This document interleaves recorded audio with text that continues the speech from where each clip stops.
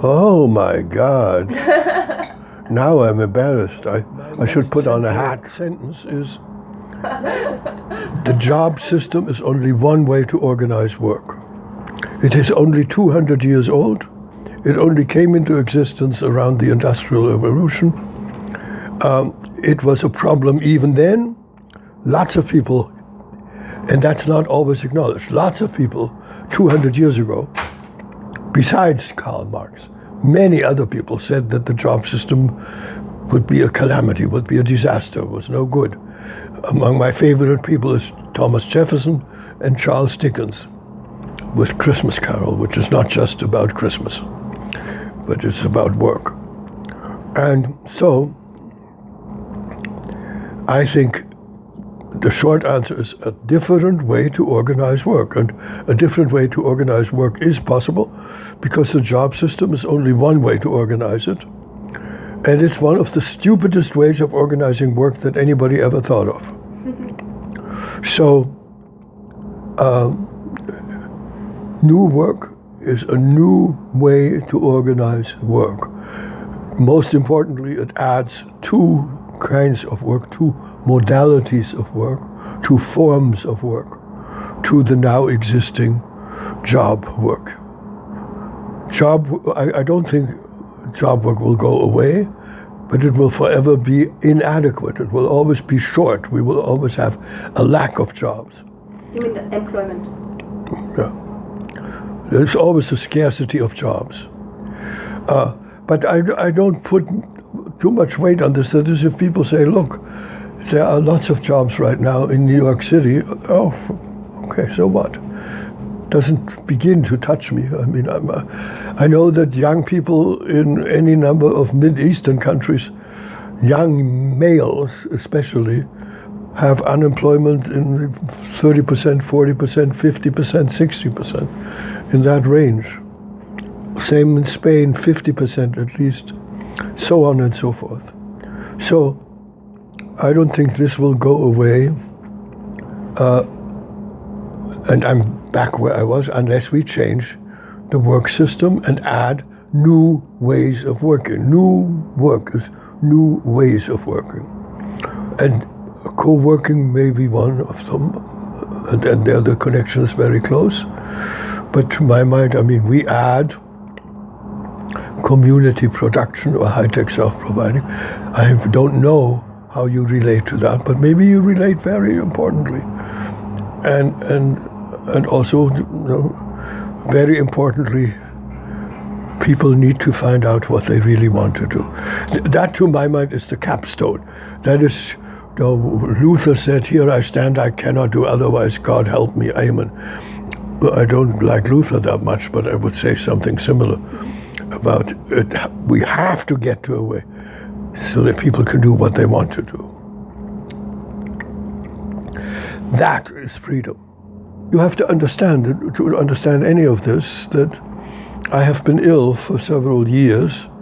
I also decided when Bush and so forth and so on, that I didn't want to be in Detroit.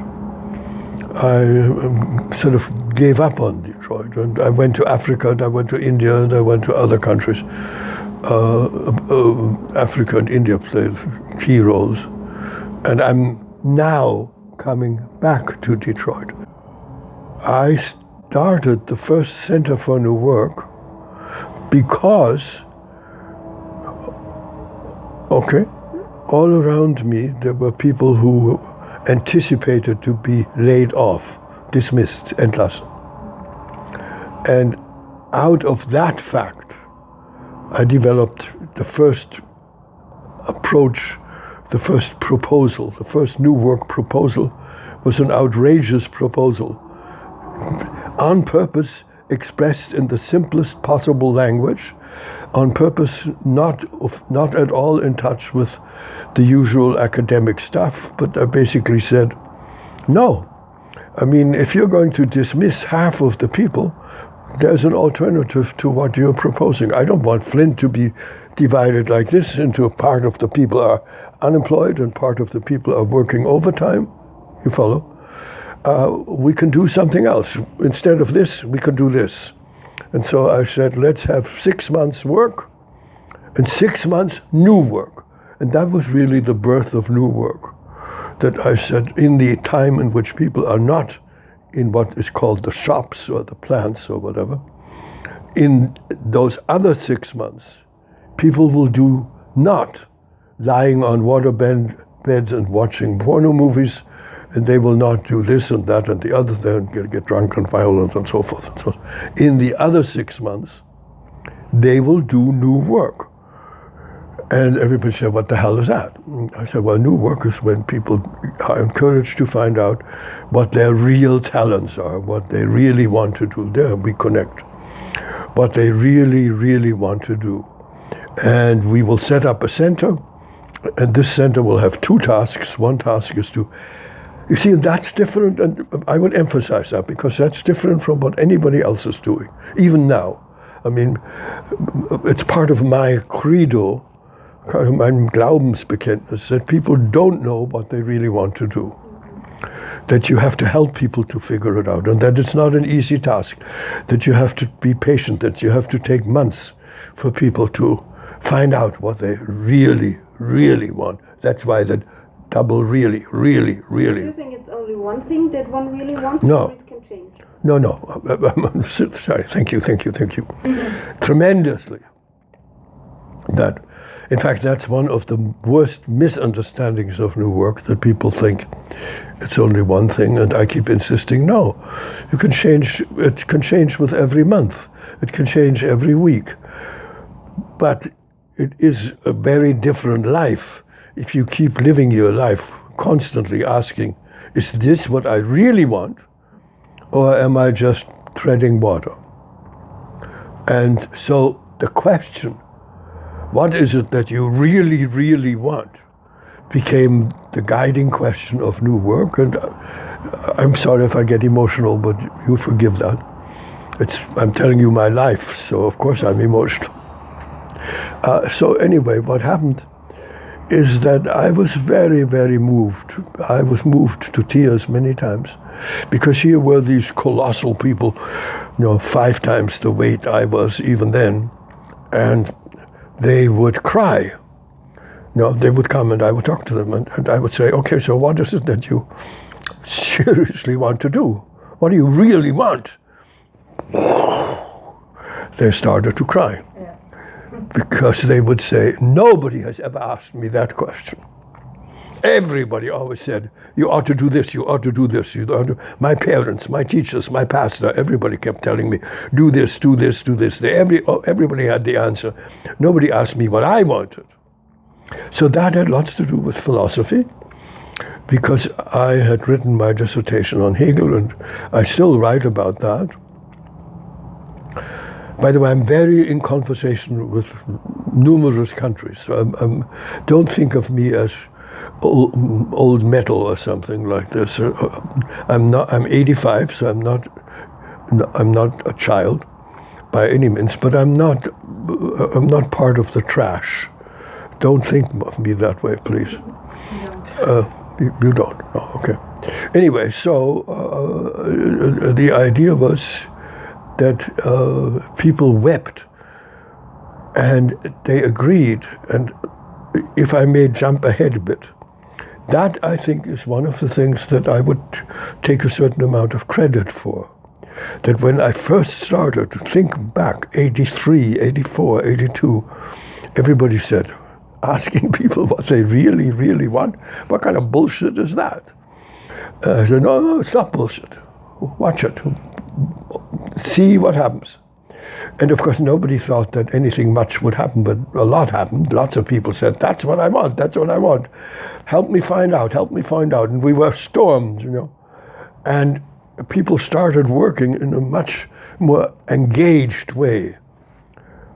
Even for General Motors. And General Motors started to pay attention. And General Motors it was always very controversial, and some people said, we don't need a philosopher, for heaven's sakes. And there were articles in the Detroit Free Press, which I can still reproduce for you, where it said underneath some big picture of Frithjof, it said, General Motors must really be desperate. Now they have hired a philosopher. And I said, yeah, they're desperate, all right. Think of what the Japanese are doing and things like that.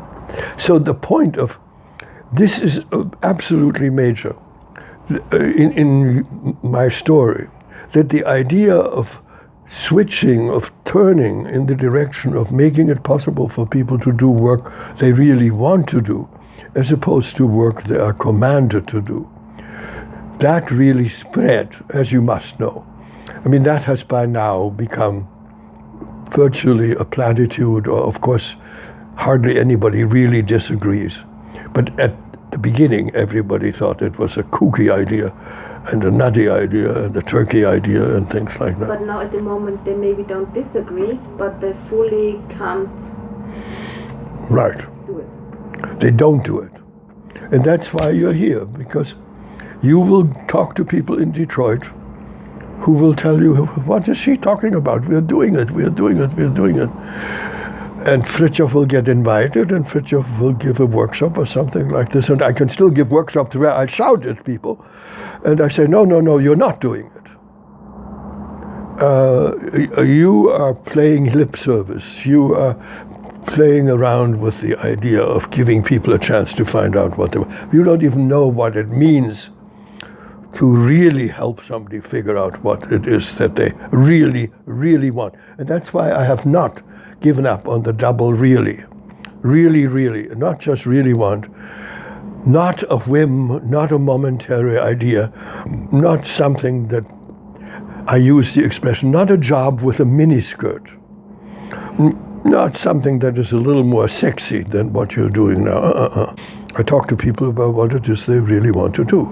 Now, after some conversations, very often 3 weeks conversations, sometimes 6 months conversations, sometimes one conversation, sometimes very long. Many people will say, I want to do something that makes a difference. I want to do something that makes me feel I'm doing something. I don't want to push papers around.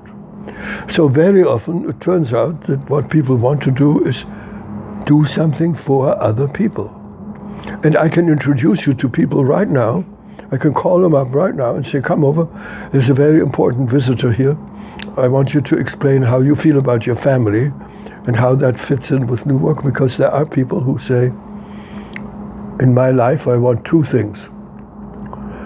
I do want to make money, yeah, true, but I want to be a good father.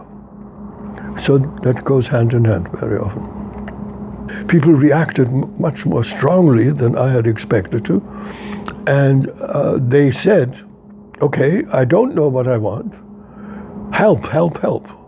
Do something. And so I trained people to assist people in pursuing seriously over a long period the question, what is it that I really want to do? What is it that I really, really want to do? As opposed to, what is the first thing that comes to my mind? And a first, very, very in double, triple parentheses, a first skepticism about entrepreneurship. Do you know Günther Faltin? He asked me over and over and over again to give keynotes at his summits and things like that, and I did. And we have talked about the Günther, and I've talked about this forever. That many, many people say very quickly, very early on, I want to have my own business. My view is more, take your time. Lots of people start their own business and after a while find out that it's backbreaking, it's difficult, it goes wrong, it goes bankrupt, this and that. So be easy. Ask yourself again, what is it that you really seriously want? And that may be very different from what you first think. I do encourage people to acknowledge, to recognize that they may say one thing now, what they really, really want, but they may discover that that is not what they really, really want once they have really... You see, I mean, sorry, but this plays a role. I mean, what I'm really talking about is to live a different life. And so I make much of the fact that if people are going to ask themselves, at least 3 times a week. Is this what I really want, or am I kidding myself? That's a different life. If you take that seriously, you are into a different life. That is very different from preaching entrepreneurship. So Gunther and I. Mm-hmm. Because if you start a company, you have to stay there. Otherwise it will not work out. Right. What I have been about all this time is to feel that no, entrepreneurship will of course be wonderful for some people, but it will not solve the problem of poverty, in a nutshell. That's what I keep saying too. And did you come up with a solution? Yeah. Of course. I have worked on the solution. You see, I hope I don't come across as an arrogant son of a bitch. But, I mean, that's why it was not a waste of time to tell you the story of my life. I started thinking about, well, what sort of society do we really want? Well, I wrote an essay which got a prize, which got me to the United States, about the world we want. That was the title. So I thought about this when I was 18 and 19. So I've been thinking about it ever since. So if I hadn't come up with any kind of, I should get back my Schulgeld, something like this. Then it was all a waste of time. So yes, I developed the idea of new work as an answer to the question you just asked me. Is there a solution? Yes, there is a solution. What's the solution? The solution is new work. What does it look like? In essence, it starts by saying that the job system is only one way of organizing work. There are alternative ways to organize work. There are better and more intelligent ways of organizing work. They are much more effective as ways of combating poverty, but also ways of combating the climate problem, all the other problems we have, including the cultural problems and so forth. But does it work with capitalism? Is it compatible with capitalism? I would say it's not incompatible. That is, I never sort of dress myself as somebody who is fighting capitalism. I'm saying if that's what you want to do, you can do that. But I'm giving you a serious answer to a question, okay? I'm not sidestepping the question. I would say it's not being against capitalism, for capitalism. I think capitalism connected with the job system is a calamity. What? It's a calamity. It's a disaster. It's I talk about 4 plagues that will hit us if we continue capitalism with the job system. So what we have to change is the way people understand and organize and structure work. If capitalism combined with new work will be a rise up, the first sentence very often is, when I speak, is new work is an ascent, it's a way up. No, I'm somebody who believes in a way up, not just that things get worse, but that things could get much better. But it's not easy and it's not simple and it's not inevitable. That's the last thing. We could make a mess of things, and sometimes I think we are going to make a mess of things. But capitalism with new work is what we. And there you have to give me a second, okay? My picture, for what it's worth, is that the chances of something like of new work becoming something more general, something that is not off in a corner, but something that is very recognized and that becomes government policy or something. Yeah, in other countries it's very possible. I don't think very possible in Austria, and that's something that I talked to with Franz and with all the people with Thomas Schneider and so forth. But I sometimes think I'm wrong about Austria. I used to be quoted a lot for saying, no other country is as difficult as Austria. Austria is the most difficult country to do anything in. Congratulations. Anyway, I'm not sure I'm right about that. That is, I am impressed with the things that are happening in Austria, and maybe Austria could become something of a birthplace. So, sorry, this may sound terrible to you, but you're sitting opposite somebody in this little room who actually thinks that the world can be changed. I believe from the bottom of my heart that we need to change the current work system, the current job system. We need something very different from the current job system if we want to do something about the climate problem. As long as we have a work system, I'm sorry if I'm shouting, which insists that we need to create more jobs all the time. And every time you open the New York Times, there's another report on how, is it 5% or is it 5.9 or is it,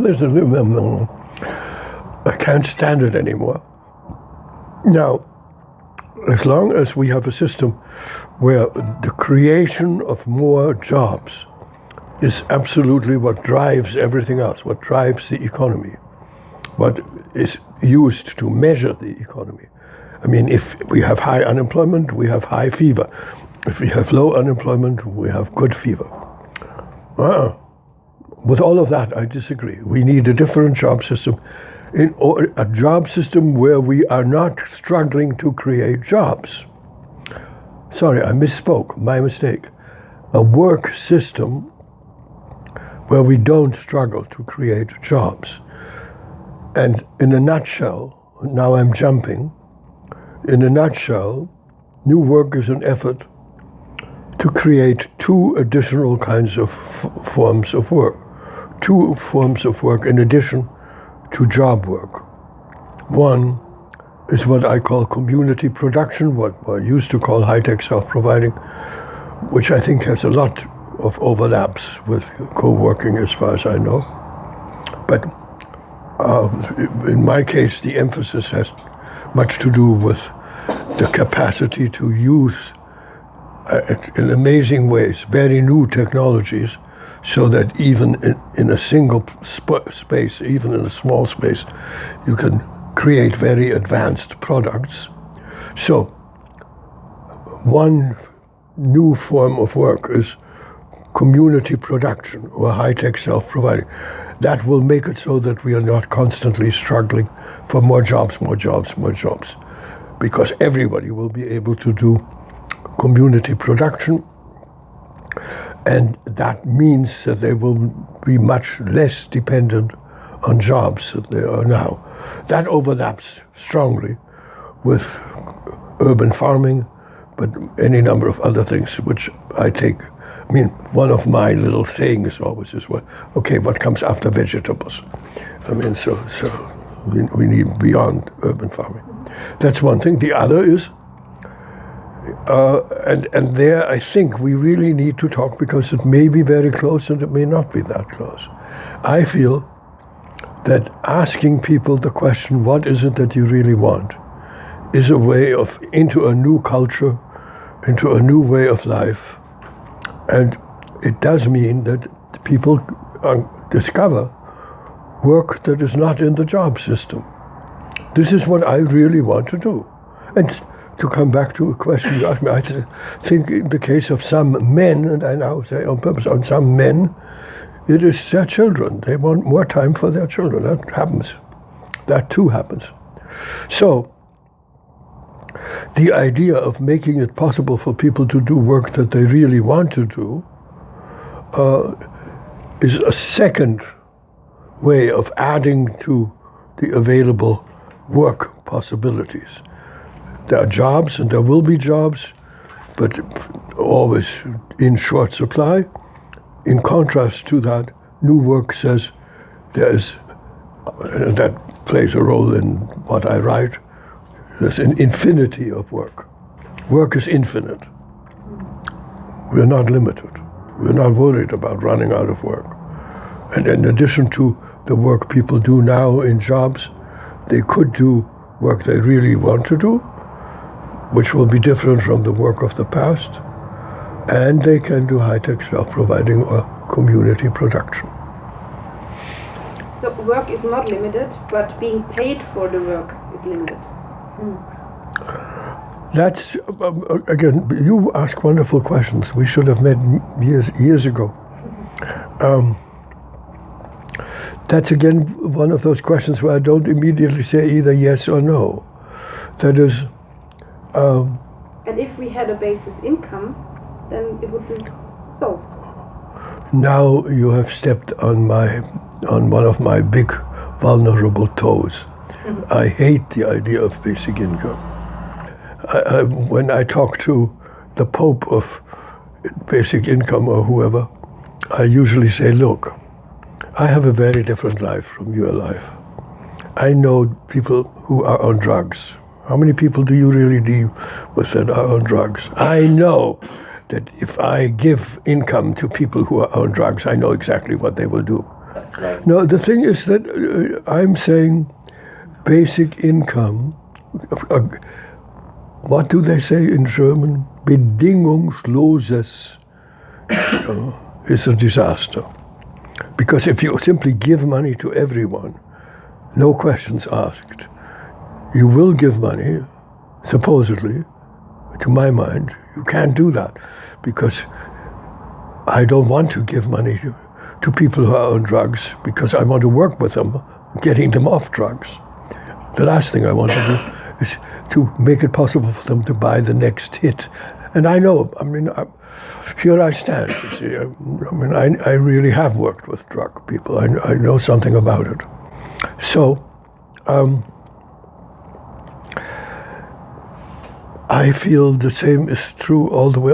In fact, I take some pride in the fact that years and years ago I proposed something with the then Minister for Work of Brandenburg, who was an amazing woman, which I called, what did we call it? Stipendien für Arbeitslose. That is, making it possible for people who are unemployed to get a stipend if the evidence is that they would use it well. That's not unbedingt, but bedingt. So I'm all in favor, tremendously in favor. And how? I couldn't be more for giving money to people who need it and who could make good use of it. But the idea of just doing it, no questions asked, I think is open to any number of worst objections, including that it will not be used well, that it will be used very badly. And I'm not saying that we succeeded, I'm not, but things have happened. In general, I hope that comes across, that I feel we have not succeeded. If people ask me, no, I'm not satisfied. The thing that I really hoped to do in my life, I have not accomplished. I have failed to accomplish, to turn new work into a real movement. It has not happened. Lots of people are talking about Bernie Sanders and whether I should try to connect and so forth and so on, and I don't. And no, I'm much more impressed with the possibilities to really make new work happen in all the poor countries, Bulgaria, Romania, etc., India, Russia. That's as soon as I can move again, and I'm using this right now to move, as soon as I can really, it's no good to go from one African or Indian village to another Indian village with a walker. You can't do that. You got to be able to walk. I can't. So right now I can't, but I hope to be able, I'm training now to walk again, and then I would go to those countries. I would probably visit Austria because I love some of the people there, including France, whom I love. But my hope to change the world does not rest on Austria. It rests much more, and I am hoping to change. I think the world can be changed. And if it can be changed, then because we make a difference in Spain, in Italy, in Argentina, in Brazil, in India, in Russia, and so forth.